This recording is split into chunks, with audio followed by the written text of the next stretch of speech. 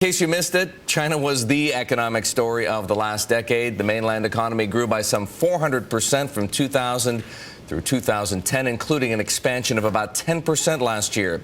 Jonathan Anderson is the chief emerging markets economist for UBS based in Beijing. He says it's going to be another Asian decade. We wanted to find out where China fits into that picture, so Jonathan is with us on the phone this morning. Jonathan, is China going to be a bigger or smaller story for the world economy in 2011, do you think?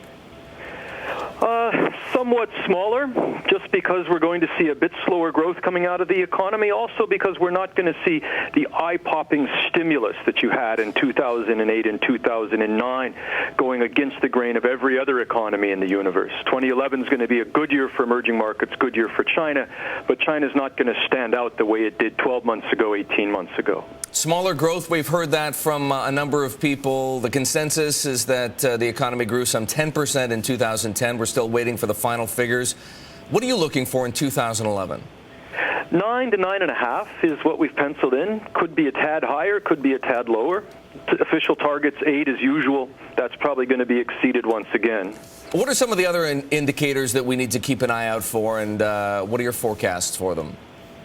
Well, you want to watch inflation. Everybody's watching Chinese inflation right now, and those numbers are coming up, although we expect that to peak out and start to calm back down toward the second quarter of the year.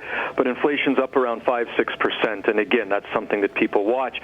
You want to watch construction, and you want to watch commodities. China's a big user of coal. It's a big user of steel. It's a big user of iron ore and other materials and minerals, and that's going to be, the pace of the economy and growth is going to be a big factor in determining pricing for a lot of commodities on the market. Jonathan, as you probably know, there was a statement by one of the central bank governors on December 31st saying that he's going to seek to keep Chinese prices, quote unquote, basically stable. Is that a signal to you that, if anything, China is going to tip the balance towards control of inflation as opposed to stimulating growth? You get a lot of policymakers saying a lot of things.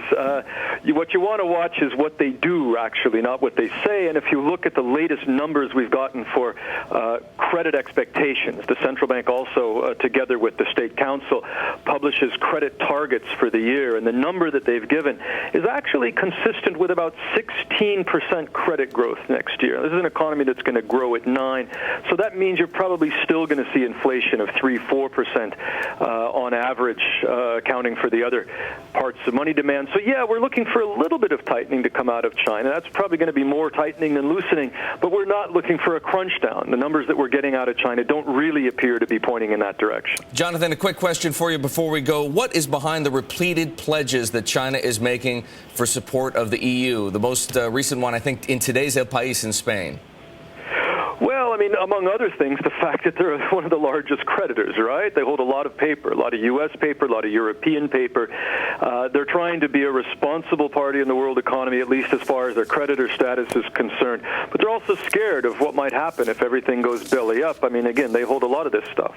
All right, Jonathan, delightful to have you here on the Inside Track. We'd love to have you back. Jonathan Anderson, the chief emerging markets economist for UBS, predicting a slowdown in Chinese growth to some 9 to 9.5% this year. And as a result, China being a less important story, if you can believe that.